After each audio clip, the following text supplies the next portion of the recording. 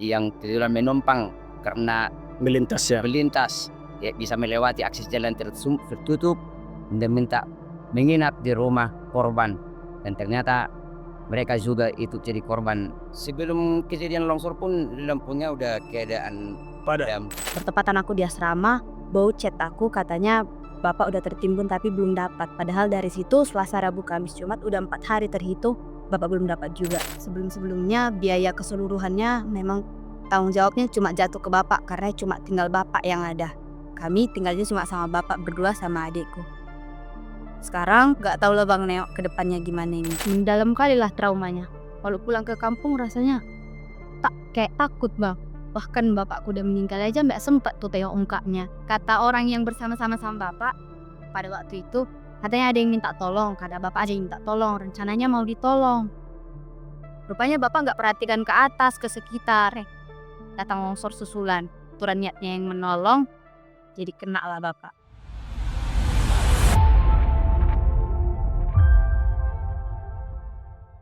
Tribuners, bersama saya Joy, Anda sedang menyaksikan Saksi Kata.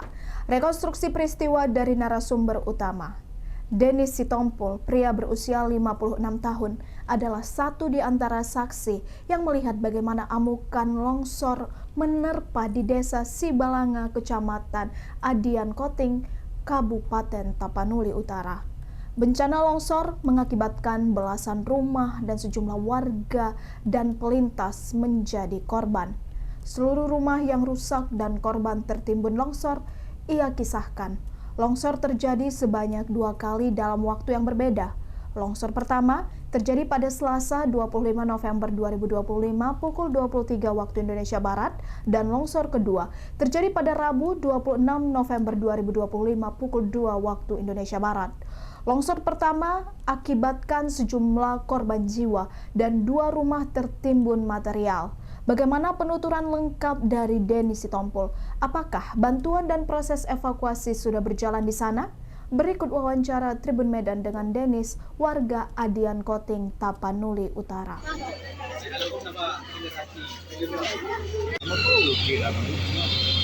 Aja Indona, jangan oke. Kan kita jurnalis ya, kali kayak gini ngomong.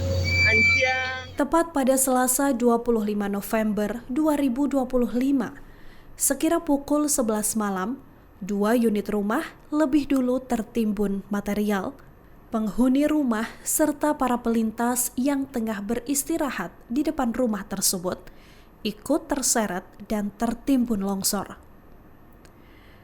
Kepanikan menyelimuti warga. Dalam gelap malam, masyarakat berhamburan keluar rumah mencari tempat yang paling aman sambil berharap tak ada longsor susulan.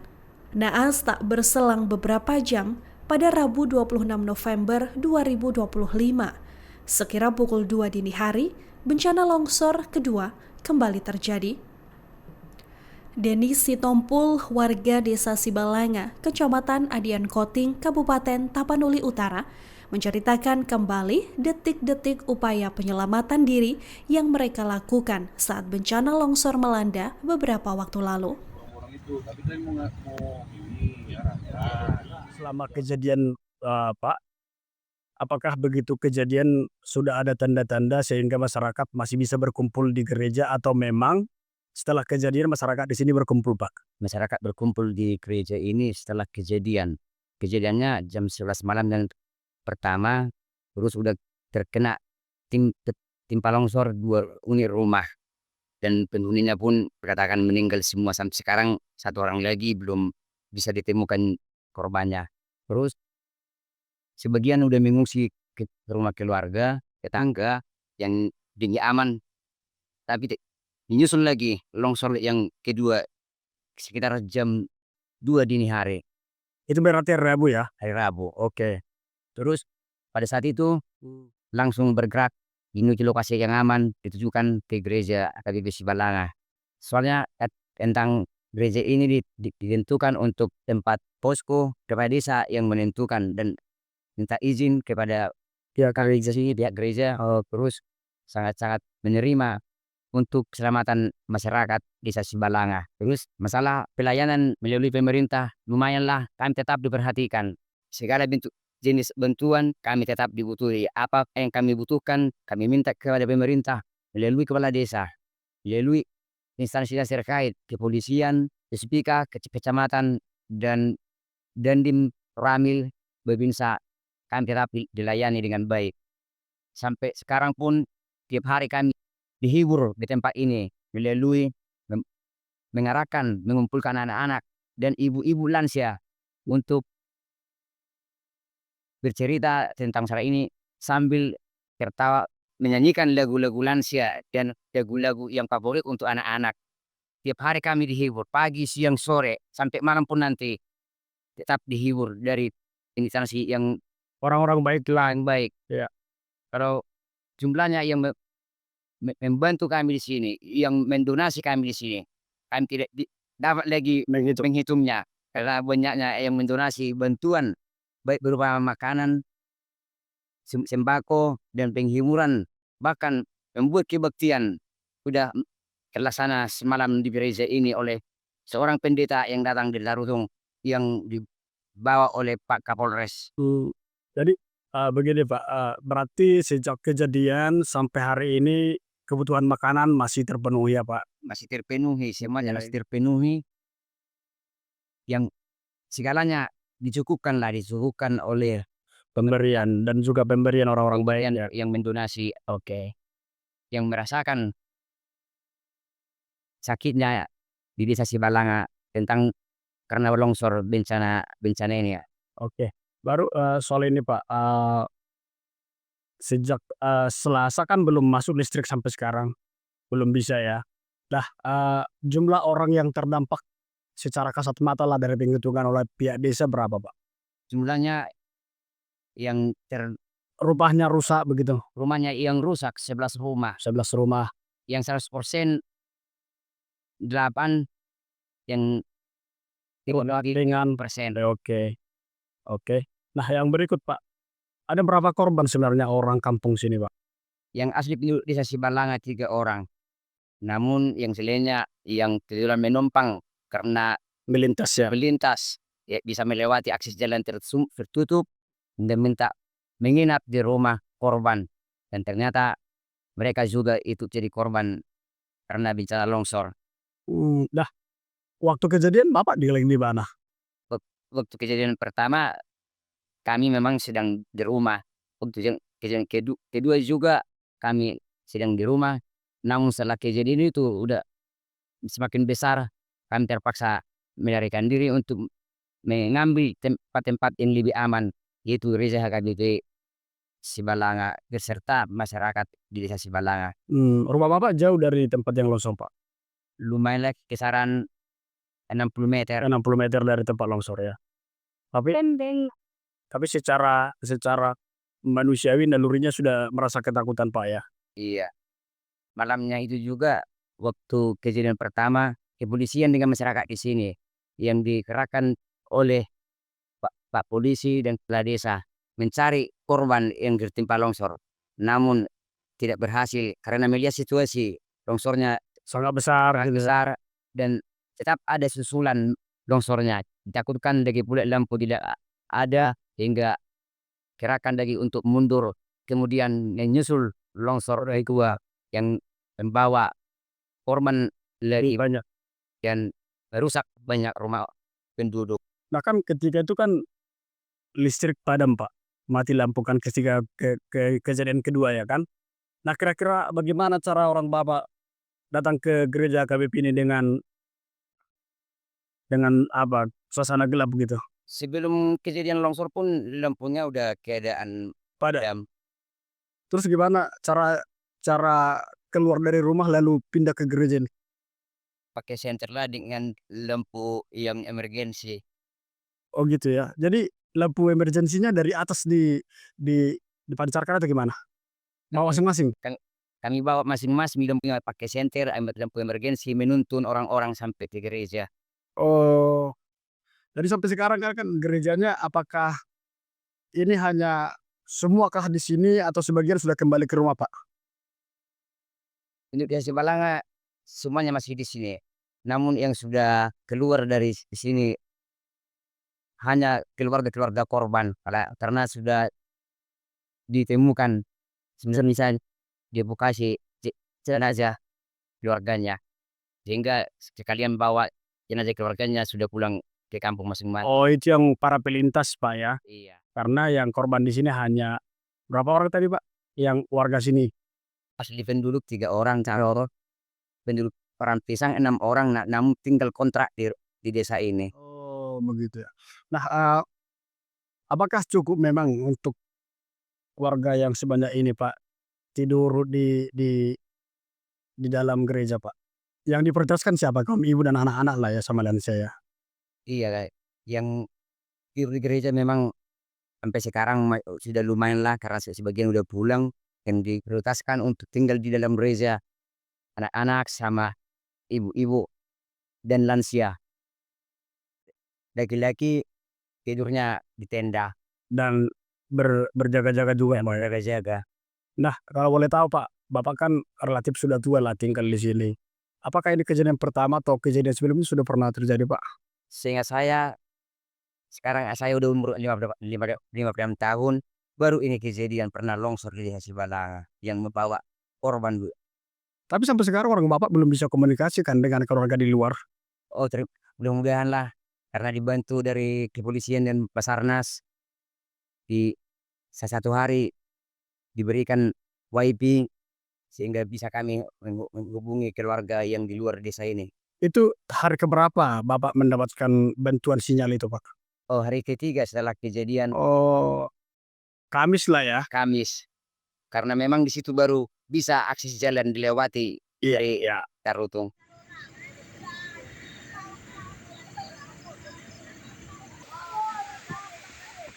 Sementara itu, sebuah tragedi memilukan juga dialami oleh Rita Panggabean, seorang mahasiswi berusia 22 tahun dari Desa Nagatimbul, Kecamatan Sitahuis, Kabupaten Tapanuli Utara. Sang ayah menjadi korban longsor ketika berusaha membantu warga yang terdampak bencana di Desa Mompang. Rita bercerita selama ini ia tinggal di asrama karena sedang menempuh pendidikan di Akper Tarutung. Sementara sang ayah tinggal di kampung bersama seorang saudara yang menyandang tunarungu. Kabar duka ini baru ia terima pada Jumat 28 November 2025, 4 hari setelah bencana yang terjadi pada Selasa 25 November. Padamnya listrik dan hilangnya jaringan internet membuat informasi tentang meninggalnya sang ayah tak bisa cepat sampai padanya. Hingga akhirnya seorang tetangga dari kampung datang ke Tarutung. Ia pun bertemu dengan Bibi Rita dan dari sanalah kabar pahit ini disampaikan bahwa ayahnya telah tiada.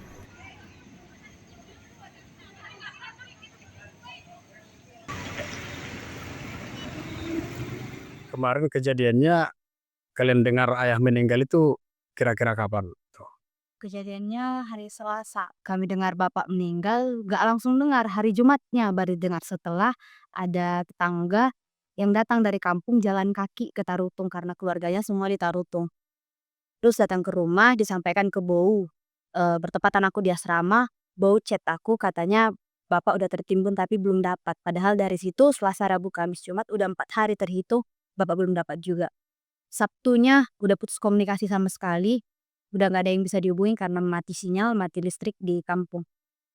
Minggunya kami putuskan untuk datang ke sana berempat. Aku, bouku, bapak tua sama abang satu. Dari Tarutung ke sini naik motor. Sampai belum nyampe masih proyek jalan kaki karena ke hari Minggu itu yang terbuka jalannya cuma sampai proyek aja.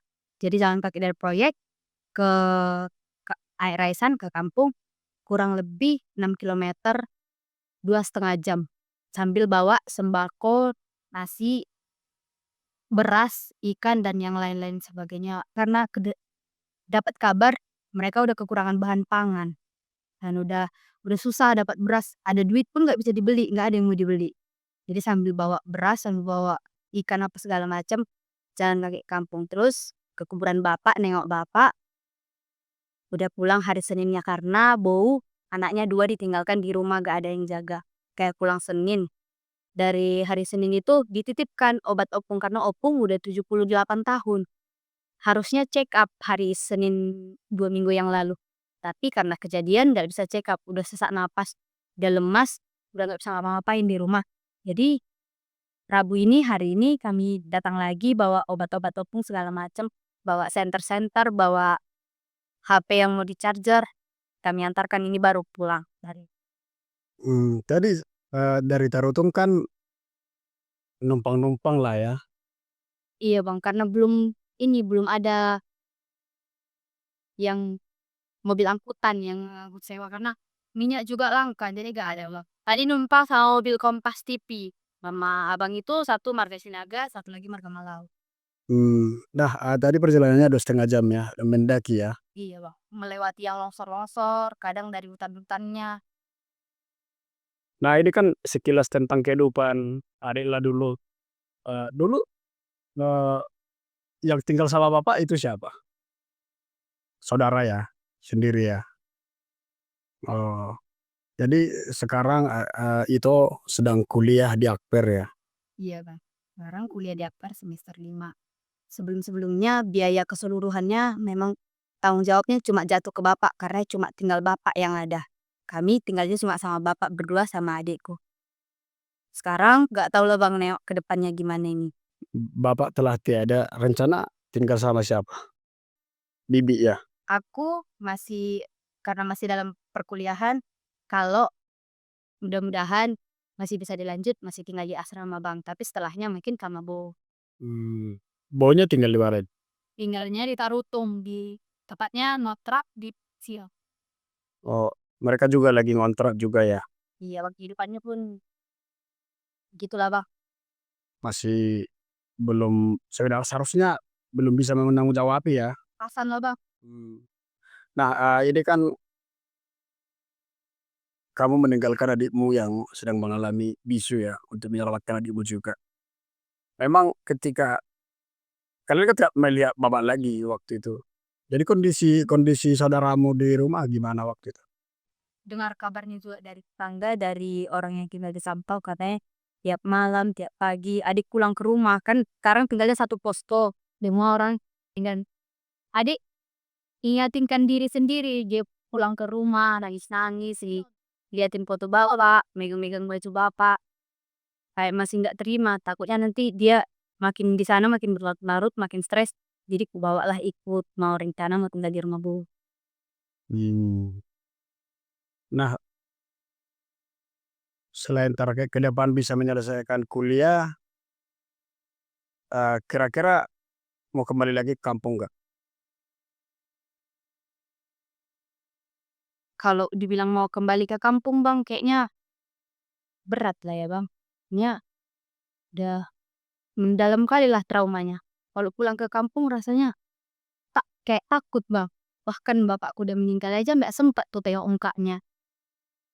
Masih pantasnya aku pulang ke kampung. Tapi kadang mau dibilang nggak pulang pun di situ. Dan bapak kan. Nah, boleh ceritakan Kak, kira-kira kenapa bisa Bapak sampai meninggal gitu? Selain karena longsor ini, mungkin ada peristiwa lain sebelumnya? Atau karena menolong apa segala macam Kak? Ini rencana awalnya sebenarnya rumah kami jauh dari tempat kejadian rumah yang tertimbun longsor. Bapak datang ke situ dengan niat mau bantu menyelamatkan, siapa tahu masih ada yang bisa ditolong, material ataupun orang yang bisa menolong. Dia datang ke tempat kejadian, melihat, kedengarannya ada yang kata orang yang bersama-sama sama Bapak pada waktu itu, katanya ada yang minta tolong, kata Bapak ada yang minta tolong, rencananya mau ditolong. Rupanya Bapak nggak perhatikan ke atas, ke sekitar. Datang longsor susulan. Aturan niatnya yang menolong, jadi kena lah Bapak. Terima kasih sudah menyaksikan tayangan Saksi Kata. Ikuti terus peristiwa terkini di media sosial Tribun Medan. Download Tribun X sekarang. Menghadirkan lokal menjadi Indonesia.